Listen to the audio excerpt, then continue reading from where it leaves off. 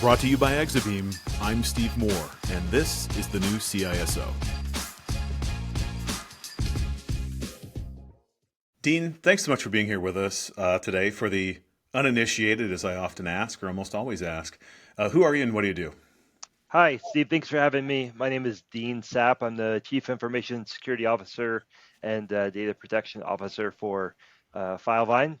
We're a legal tech platform, and essentially just a security nerd that's been helping to stop hackers for 20, 25 years, or as much as I can. So you have a dual title. How did you earn that? Well, no one in the company actually wanted to deal with privacy. Even the even the lawyers. We have some outstanding attorneys that work at Filevine, Right. but I couldn't convince any of them to go take the CIPP training and get to be a certified privacy practitioner. So it sort of fell in my lap because I happened to have that certification from a prior job. Yeah, no, I mean, it's a good way. I think it's certainly a great thing to add. It kind of expands scope. Sometimes you might not want that, but it's also opens yourself up to other opportunities and the ability to opine on other things for both your own company and for customers, and for your future as well. So I think you might. I don't know if you're the first on the show to have that, but certainly very few have sort of had the dual title. So, Dean, how did you get your start into technology? I know you've been playing with technology going back quite a bit, but how'd you get your start? Yeah, I was really fortunate as a kid to grow up with some great friends. I mean, my best friend growing up ended up getting a PhD in mechanical engineering from Georgia Tech, and he was our valedictorian. And so we had in a small group of other folks went to like the Naval Academy, and so I had a really good group of friends, and we are all definitely in the tech. I mean, we all played sports, but we also were very much into computers and games and taking things apart. And so I've always liked to figure out how things work, and the best way to figure out how something works is take it apart, see if you can put it back together. Hopefully it still works. But Absolutely. just all through high school I took multiple technology classes. I was really fortunate to be involved in a high school program that allowed us to do computer aided drafting. And with that computer aided drafting, I got exposure to networking and to DOS and to NetWare and some earlier technologies. And then I competed at state level in both computer aided drafting and as well as aeronautical engineering. So just did a lot of techie stuff and just have built on that throughout my career. Well, let's take a half step back. So you mentioned computer aided drafting. You have a love for architecture. You really enjoyed Frank Lloyd Wright. So Definitely. as a playing chess and working on computers and the old Apple, we talked about this before.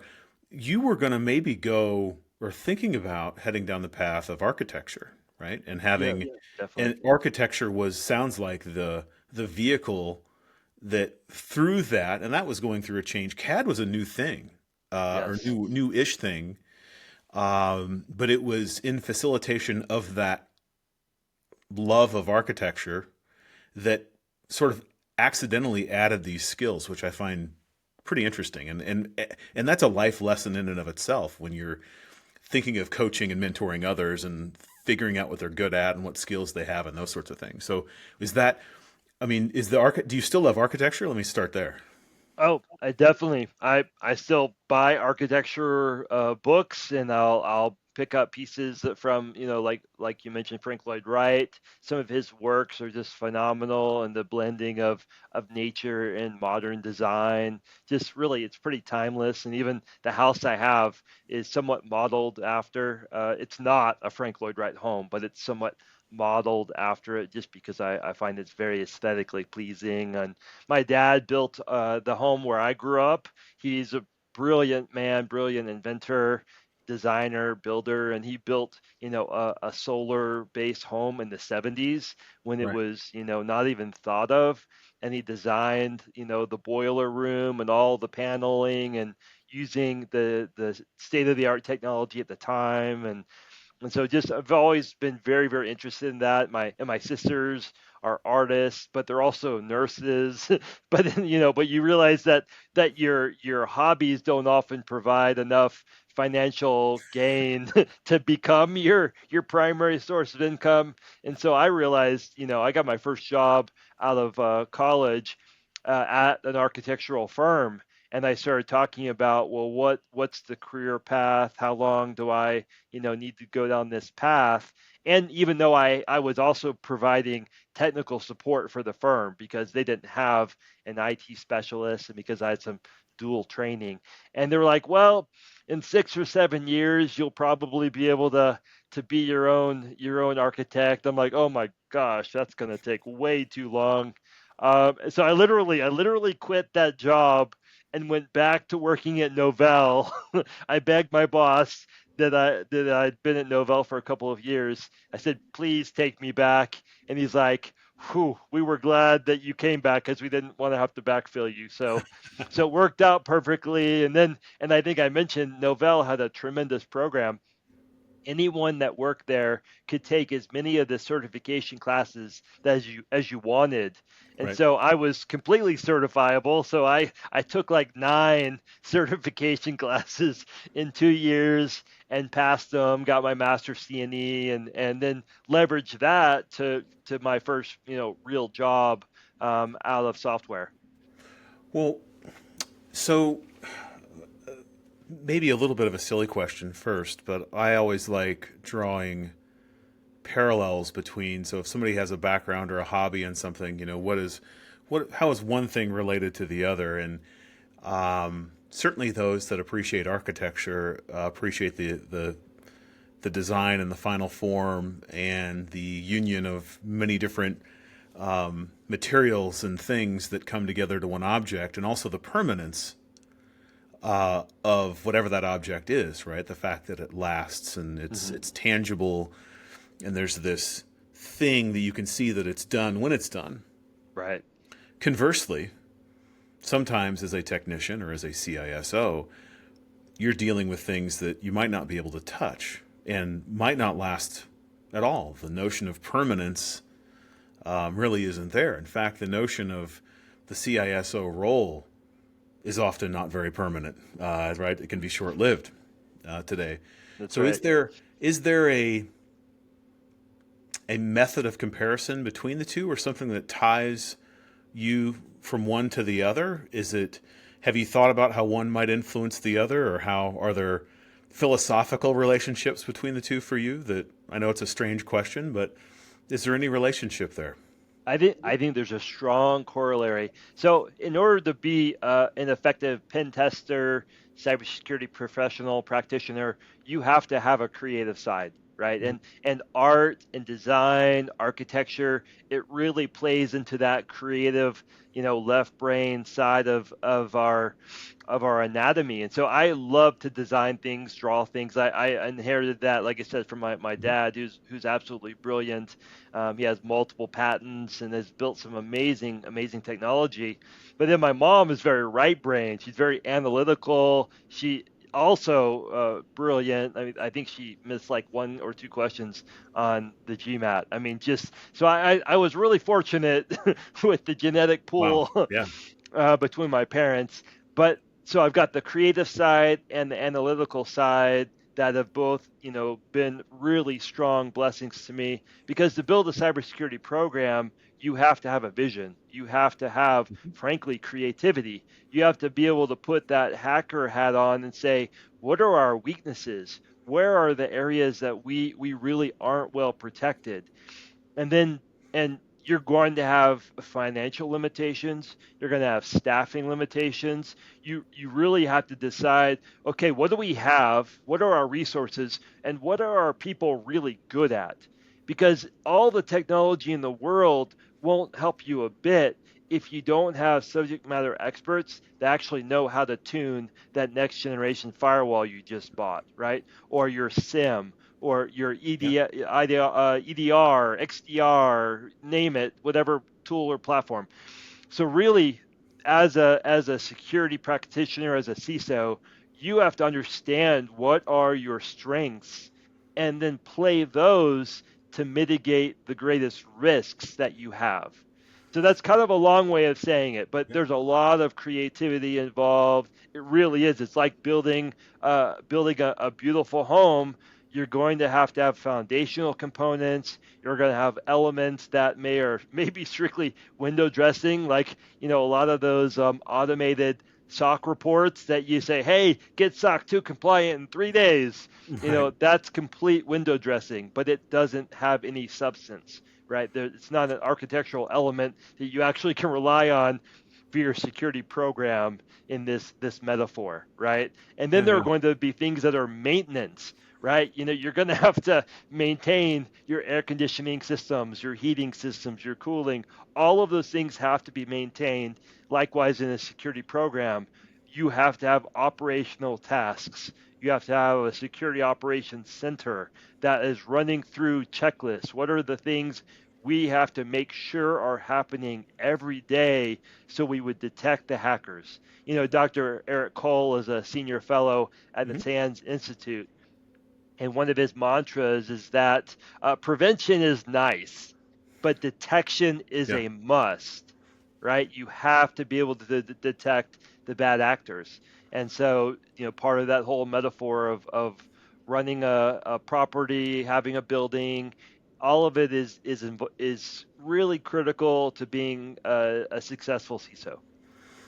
So two interesting things there. So I can hear Eric's voice in my head from many years ago.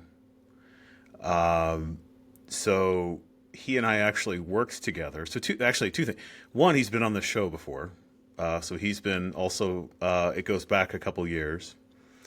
It was tied to a release of his at the time a new book he had done. Uh, and then he and I got to work together on a voice over IP hacking class, which he was the chair of, and I was the minion. This goes back many, many years ago when I was an intrusion analyst. So I didn't really know what the hell I was doing, but I ended up building all the labs and one of the books and some other stuff. So I can hear he's very high energy. Oh, high energy. He doesn't. The word decaf is not part of his vocabulary, but high energy, high drive. Great guy. Absolutely, yeah. I've not talked to him in a while, but I could. Yeah, his voice is in my head. So you have a pretty big relationship with Sands, but before Sands, um, you went to BYU, but you didn't necessarily study technology. No, actually, I mean, I got a business degree. My Hmm. dad, like I said, he's very, very bright. He said it's super important that you understand how money works, Hmm. particularly finances, financial implications, EBITDA. I mean, because he's run multiple businesses, Hmm. and he's been, kind of that inventor, entrepreneur type person his whole life. And so he said it's really critical. You have to understand the business side of any endeavor. And so I went to BYU, and like most kids, I think coming out of college, trying to figure out what you want to do with your lives. I wanted to have. I had some goals, and I don't know if I mentioned this, but I wanted to make $1 million by the time I was 30. And then I wanted to do like double that by the time I was 40, and so, and not just because of the money, but because I lived in through some really lean years growing up, Yep. where my dad, his companies went bankrupt twice, and that's a trend with people who started businesses. It's very, very tough to create a business from nothing and to be successful. I mean, less than 50% of the people will succeed. So I had lived through twice his financial demise of his businesses, which was tough to watch, right? Yeah. So, and my mom had been a school teacher. She taught 52 years uh, through kindergarten, first grade, second grade. So she has been often the breadwinner for Right. many, many years. And so I learned an awful lot. But the importance of getting a business degree and then parlaying that with a master's degree, I ended up getting the master's from SANS in information security management. Yep. Tough program, but like you said, I loved SANS, and those classes really, really pushed me. Ended up helping write curriculum myself Hmm. for a couple of courses. Steven's class that ended up being upgraded, or I guess updated is probably a better term, for management 514, and Yeah. some other classes with Mr. Kim. With Northcutt. No, wasn't it Frank Kim that picked up afterwards? Oh, I don't I'm know. terrible with names, Yeah. but it was the course was a rewrite, and I ended up helping write a few of the chapters of that Yeah. book. No, that's a great class. So you also said that through these years, you were maybe spending more time working than you were going to college, or maybe you had a full-time job at least while you went through. Um, and was Novell happening then, or was that later? Yeah, I've been working full time since I think I mentioned I spent 2 years doing a church service mission, Mhm. helping the people in Houston, Texas. But after I got back, I realized, look, you know, the other thing my dad mentioned is that people often value experience over education. And if you have both, all the better. But Yeah. for sure, you need experience.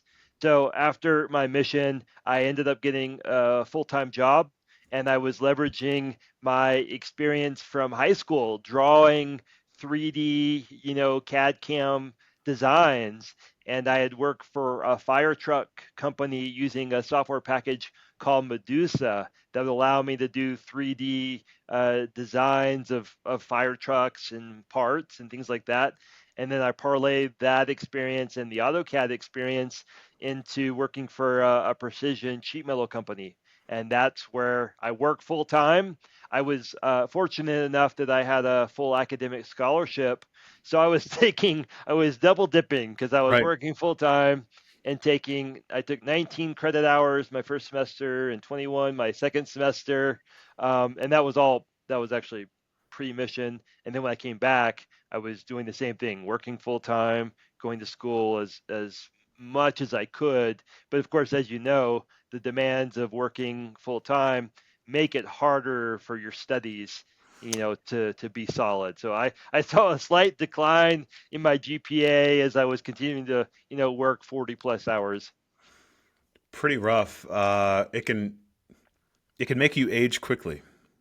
Fair Even point. though being a young person, but it's interesting, maybe from a different angle, depending on the line of work that you're in. I had somebody tell me a long time ago that doing breach work, which I've done a fair amount of breach response, that if you do enough of that, or even just general incident response, you're kind of learning in what he would say in dog years, right? So you're having, you were sort of hyper scaling in a way too, where you were being educated, but at the same time, even before undergraduate, you were doing technical things. You had experiences and examples you could use that involved, learning. You mentioned earlier Novell or DOS or technology networking that put your studies in a different lens. And I think a lot of young people today struggle with that. Anybody who's done recruiting, one of the things that's tough to see, you might meet some great young people, right, that are interested in joining your company, but you look at 15 resumes and they're all the same. They're almost like boilerplate. And so the question becomes, how then do you differentiate yourself? So what is the mechanism that you use at any point in your life, but especially as someone who's trying to get on and is new, to say, what are the notables? I talk about this often. What are the notables on my resume that will make me stand out, that are specifically the thing or things that you'll remember about me after that conversation is done. And it could be any number of things. It may not be a technical thing, it could be a life experience thing. Yeah, What's your take no, on that approach? Yeah, I mean, reflect on. I know I threw a lot against the wall there, but yeah, reflect on that in terms of your background and what you look for and what your opinion is on that subject. yeah. So I'll give you. There's quite a few things to unpack there, but Dr. Tootin was my honors English class professor at BYU. I was fortunate enough to get into the honors program at BYU. It kicked my butt, but one of the classes that I really enjoyed was Dr. Tootin's English class, and she had a very powerful lesson that most of her students failed, and it was basically everyone was required to create a resume, and if there was a single typo, you failed. Didn't matter what it Wow. was, a single typo anywhere on your resume, an extra space, anything, you An extra failed. space. Wow. Okay. So, So so no extra liberties at all. I mean, I mean, no, because there's lots of ways to do a resume. So she that had a gold standard somewhere for this. she did, and it was simply errors are unacceptable. And so I did. I was one of the kids that got 60% on that that assignment because I missed a T in the Marriott School of Management. It because I didn't realize there was an extra one there. So I and again there was no recovery. You simply failed. So I had to double down and ended up being one of the top students in that class because in English has always been my strength, and I get that from my mom's side because she just is a master of the English language, and she would proof all of my papers, and they all look so bloody that I knew she was a teacher, but I knew that after all she wanted to help me get better. Yeah. No. So, So what is? I mean, that is a very strict approach on kind of the integrity of your, in this case, your resume. mhm. But what's your advice on, let's say you're speaking to a bunch of young people who want to become information security interns, Yeah. and maybe you're lending your time to advise them, and we are attempting to address, and maybe they're a year away from this, maybe they're juniors, or maybe they're whatever, and they're looking to put themselves in a good light. But you're also trying to coach them on how to be the right type of individual that is curious and is has a vehicle to differentiate themselves. What advice do you give? Yeah, so I would say there are two aspects that I really look for with candidates and I advise them on.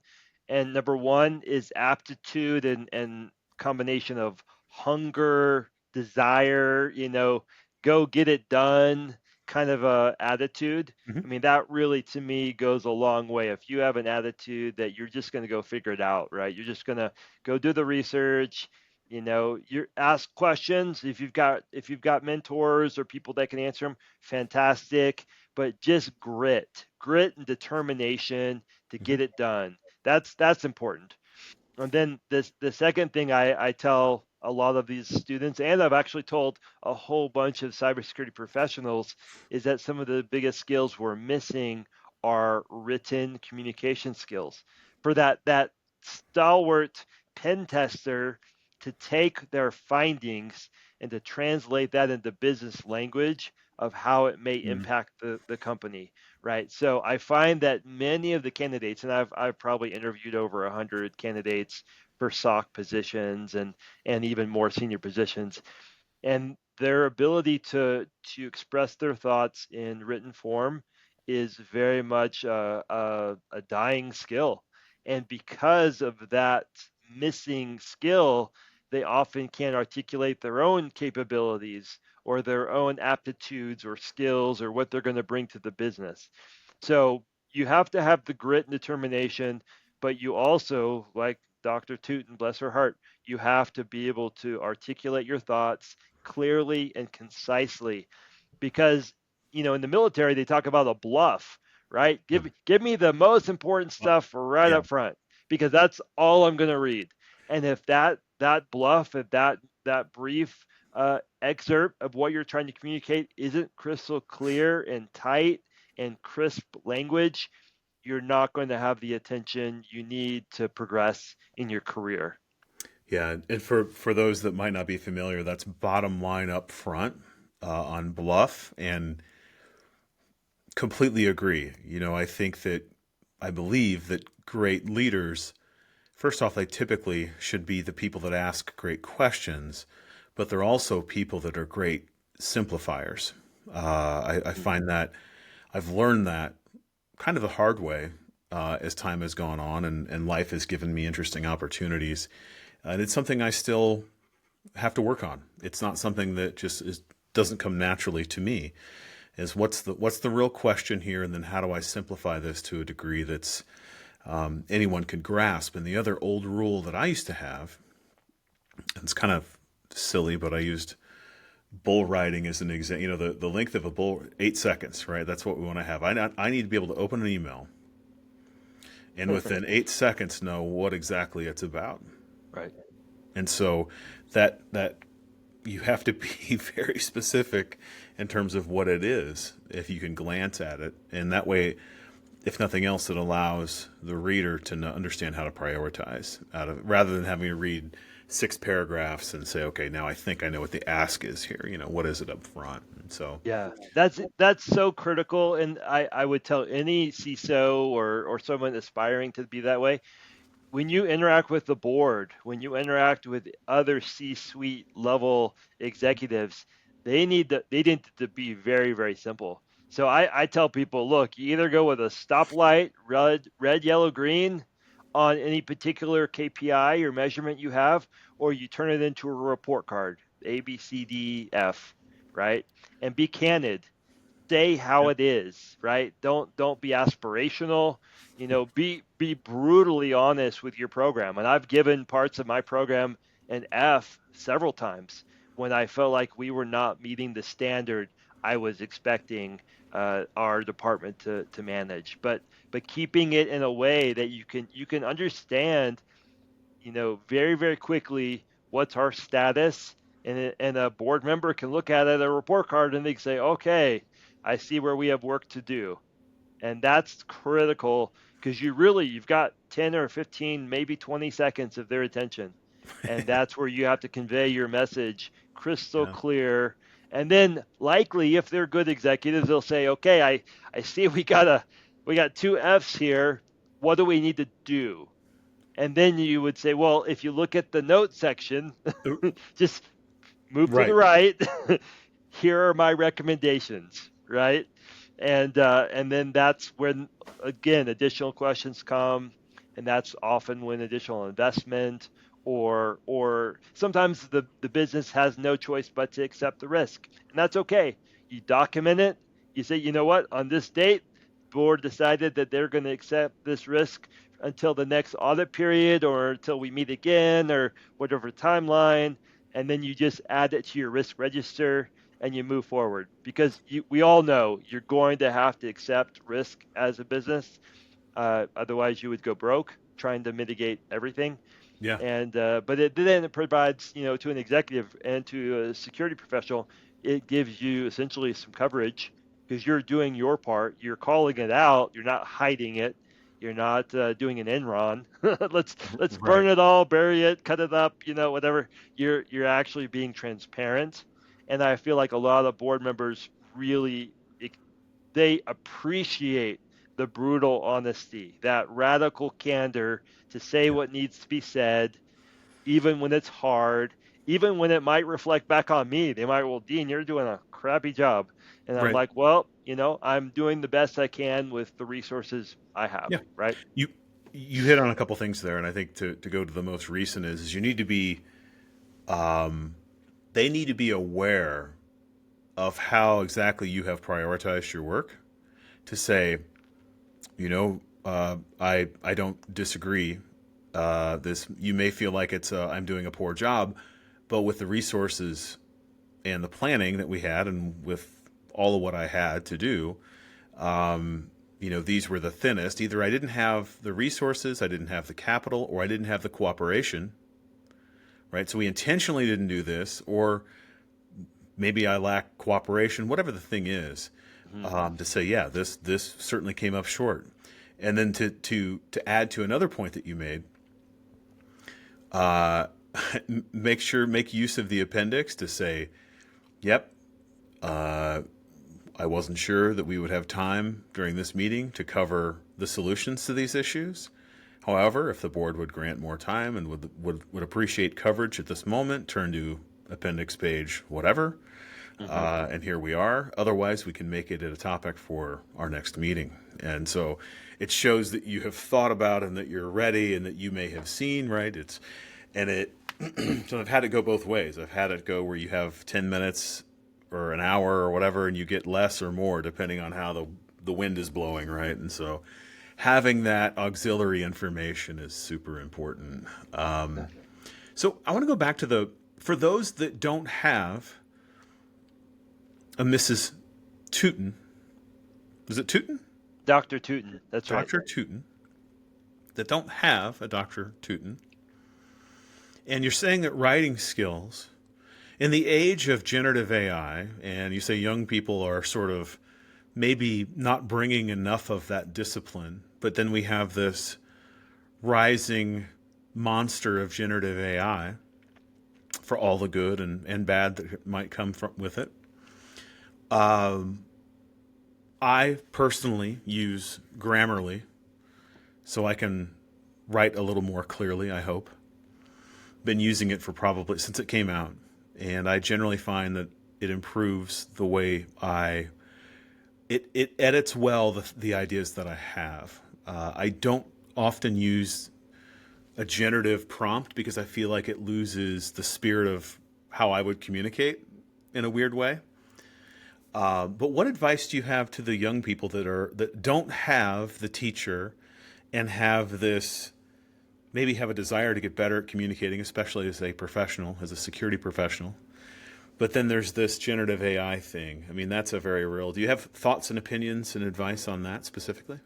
I have lots of opinions. Some of them may be useful. So Turabian is a writing style guide. It's a very small little book. You can download it. For those of you that don't know, a book is a bunch of bound pages that Yeah. you can turn one at a time, and you can write on them with a writing instrument such as a pen or pencil. But all jokes aside, I've used Grammarly. I will advise that you pay for it, because if you don't pay for it, then the work product that you create, they have rights to. Yeah. So if you read the terms and conditions, so if you buy it and you're Buy the premium. Yep. yeah, Yep. and you're licensed properly, then it retains as your intellectual property. So that's important. Obviously, there are a lot of generative AIs that are out there that can be quite good at helping to improve your grammar skills, diction, word choice, all of the things that you would see on on a redlined report or something from your teacher. So I would say use whatever helps you, with a better outcome. But I think if you don't actually understand the rules of grammar, if you don't actually understand the Turabian guide, or there are other guides too that you could Mhm. pick, right? But pick one, stick to it. People criticize me all the time because I still do two spaces after every period, and I'm like, So do I. well, Yeah. there you go. Sorry, I guess I've just dated myself.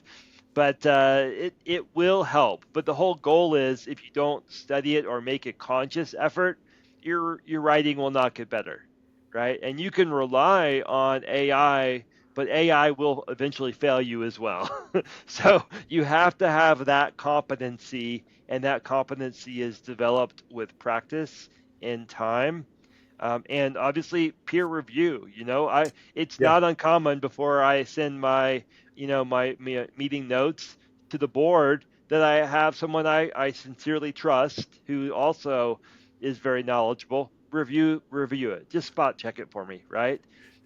That's a very important thing. Having that circle. Sometimes it's stuff. It's an internal circle. Hmm. Sometimes it's external, but having both of, we get tired, we miss things. The other thing I get into, I've been doing some writing outside of information security on another hobby, and it's reminded me of mistakes I make inside the profession of information security. I'll give an example. Sometimes we are so close to a problem that we make assumptions that everybody knows what we know, and so we kind of miss the introduction. You kind Right. of miss sometimes the why, even. So you start halfway into the thought.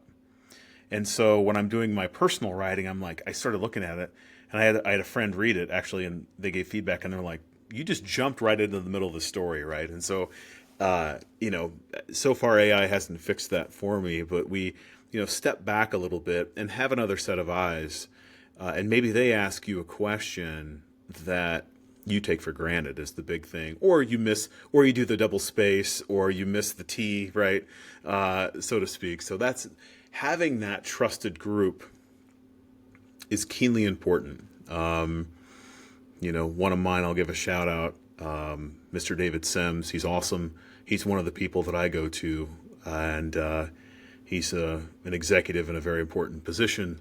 But he also makes time for me when I need his help to review things like this. And so, having a handful of people to do that is really a gift. And hopefully they're qualified to do so, right? So they're giving you good Sure. advice. Well, and then even my SOC analysts, I tell my SOC analysts, have another one of your peers review it before you escalate it to the director, right? If my directors are doing work, have the directors send it to another director before it comes to me. And like my work before, I when I was working with Frank Kim for Sands, we would review slides together. I would get Yeah. his edits and he would give me my edits, and then we would sort of debate them sometimes, because word choice really can matter, particularly on a slide deck where you only have a certain amount of real estate. So being able to have those discussions, but you're right, having someone you can rely on, they're just there to help for the best outcome. There's no agenda here. It's just what's the best outcome that you Right. would need, right? Hey, so two things. You reminded me of something that are great. These examples remind me, and this is what I love so much about doing this show, is because for those that aren't aware, I think most that listen are probably there's really not a script to any of this. We meet one another. I just met Dean, I don't know, a week or so ago. We'd make a couple notes. He doesn't even see the notes I make, and then we just have a chat. But he just mentioned two things that are something I want to cover for the benefit of the listener for this idea of virtual mentorship. The one is this concept of peer review in general, and it goes beyond just writing. SOC workflow is incredibly important, and sort of this two-person rule. You were talking about clarity before escalation, which is incredibly important. But it's important for many reasons, and it's Mm-hmm. philosophically important. I see many security operations centers that I go in and advise and help evaluate that really do a really poor job at general communication, escalation, and they miss a lot of things on shift change or shift turnover. And those are kind of the three hot spots that I still see that suffer. But this two-person rule of evaluation before escalation in this, it's incredibly important. Maybe dip into that for just a couple more beats into why that's important and what are your expectations when you see something escalated to you. Sure. Yeah, and I completely agree that having a peer review will increase the quality of the report and Mm. the items that you escalate. It actually will also reduce them significantly, because what I have found is, probably 60, 70%, I'm just grabbing that out of the air, of incidents that I see often actually are just false positives. We either didn't understand the data, we didn't have historical data to show that that behavior actually does occur every, the third quarter of every month on the second Tuesday. If you don't have a historical perspective, you might be calling a false alarm. And so it's really, really important before you escalate up to other senior directors, other VPs, or even other C levels, that you are 100% sure that what you're reporting really happened. Because I have raised the false alarm a couple of times, and I felt super bad that I wasted everyone's time. Now, a lot of times you'll have other executives that are gracious enough that they're just like, well, we're glad you're paying attention. We understand how this might have slipped through, or what have you. Or there have been times where we really did discover things that were critical path. And maybe it was coming from a partner that was doing something with your API they weren't supposed to, or even a customer that was abusing the terms of service. And so through analysis, you found out, but you really, really want to be sure before you raise it up to that senior level. Yeah, there's. I just laugh because I've been there, excuse me, so many times where you're really sure that this is a problem, and it ends up being maybe just some bad IT or that kind of thing. Now, the benefit is generally they appreciate that someone's looking, that someone's continuously evaluating the integrity of the environment. You're going to find a lot of stuff. But you want to make sure that you get some wins before you have too many of those mistakes on escalation. Otherwise, people are going to think, what are those guys doing over there? Like, what is this? What is this alarm factory? So that's very good. The other thing that you mentioned slides and reviewing slides. And I think SANS has a pretty good mechanism of how to create slides. And specifically, how long you should spend on a slide when you're speaking to it as it relates to the delivery of the curricula, which also relates into how we develop presentations for work and other things. So they have this philosophy, and I'm assuming that I'm assuming you know more about it than I do because you've spent more time with SANS than I have. But do you remember these sort of rules and the time limits of one slide should equal so many minutes on a presentation? Do you remember all that? I don't think I remember it verbatim, Yeah. but I have a general sense that number one, you're going to expect that no one's going to be reading the slides while you're talking. They're going to be listening to you Yeah. when you might actually want them to just be reading the slides. So the point is, don't ever just read the slides, because then you get the worst reviews possible. And keep each slide, a couple of minutes, maybe at most. So those are just the general guidelines I remember Yeah. from it, but I could be completely off. No, no, no. You're good. So it was supposed to be 2 minutes, but no more than four. And to your point, you're never supposed to read the slide. Right. There's speaker's notes in there, and also the other thing they do really well, and I from a mentoring standpoint, again from a coaching standpoint of what the show is, everything starts off with a learning objective, and so you tell everybody what's expected at the very beginning. And so rather than having an agenda, there's still an agenda, but it's based around a learning objective. And so things that I'm involved with today, whether that's a workshop or a presentation or some sort of educational thing we're doing, or even just a regular meeting, there's an outcome that's listed in there. And I really love that. Mm. So then you frame the agenda or the abstract or the whatever it is around, you're going to know these things when you leave this meeting, or this event.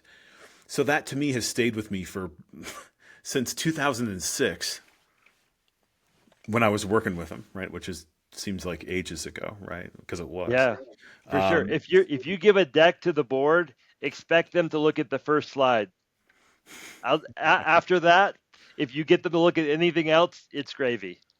um, Anything else? I've got one final question, but I'll ask a question before that because we're about at time. But again, the whole goal here is the sharing of advice. I know you've lived an interesting life, and you've shared a lot with us today. Anything else that you'd give feedback on? Maybe something recent that you've done, or a book that you've read, or maybe something that's curious that you'd like to share that you're working on for self-improvement. Wow, that's all over the place. So I love Eric Derschmid's book, The Hinge Factor. it talks about how so many times in major historical battles or major historical events, there was one or two little things that made a considerable outcome. Perhaps it was the weather on the day that they were going to charge. Perhaps Mhm. it was not being familiar with terrain. Perhaps it was a bag of nails and a hammer. And for those of you that are familiar with the charge of the Light Brigade, that whole battle came down to the fact that they had such brave men um, charging directly into a massive amount of cannon fire. And the whole idea was that if they could get to the cannons, they could pound nails into the fuse slots and completely disable a full battery of cannon so that their infantry could have a better chance of Yeah. winning the battle. And of course, about 20 to 25 horsemen, as I recall, made it to the cannons. The cannons had been abandoned by all of the soldiers because of this charge, and yet not a single rider that made it had the bag of nails or the hammer. So unfortunately, they were ill prepared, and as a result, they had to turn right around and run back. And by the time that they were halfway back across the valley, the soldiers had gotten back to the cannons and now were firing again.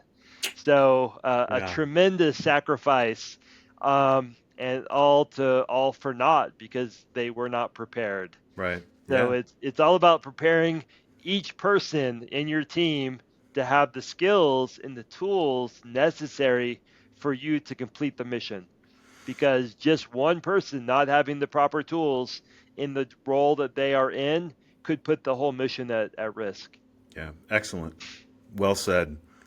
So you may have given your answer just then, but pursuant to the name of our show, this is the final question that we always ask: the new CISO. What does being a new CISO mean to you? You may that may be the final point, but I love that answer. I'm Anything else you'd add? Yeah, I'm gonna go a little differently. I feel like if you aren't measuring it and if you aren't holding yourself to a very high standard, then you will have a subpar security program. Hmm. And the reason I say that is I mentioned earlier in the show that I push my teams very hard. I'm very critical of our security program. I give out really tough grades. And the reason I do that is because if we feel like everyone, oh well, we're getting A's across the board, everyone's coasting, and then we're not improving, we're not making the automations we need, we're not doing the things that are most important. And really the grades that matter are almost always going to be external. And the reason, I know this is because this last round, Filevine, we ended up asking, we wanted to get a very, very large amount of cyber liability insurance. We wanted $40 million.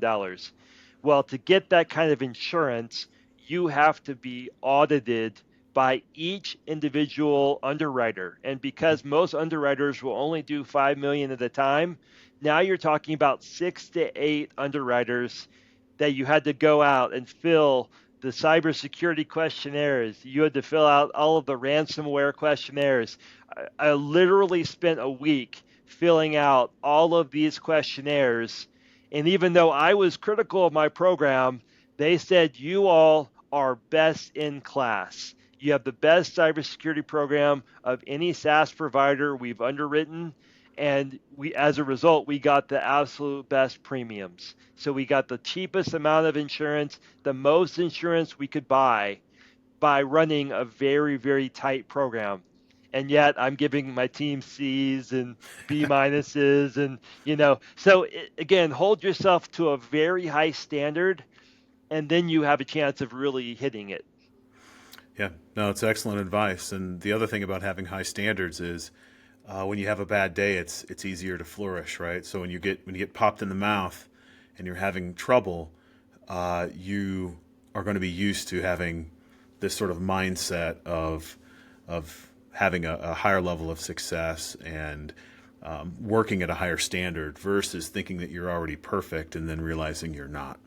Yeah. What did Mike Tyson say? Everybody has a plan until you get punched in the mouth. Punching, exactly. Yeah. Which When was, the hackers come, you better be ready because they're going to hit you in the mouth. yeah, absolutely. Dean, thank you so much for your time today. It's been awesome. I really appreciate your time, and thank you for being a part of this virtual mentorship. Yeah, it's been a pleasure. Anytime. That's it for this episode of the new CISO. Thank you for listening. Check out more episodes on exabeam.com/podcast, and remember to rate, review, and subscribe to get brand new episodes first.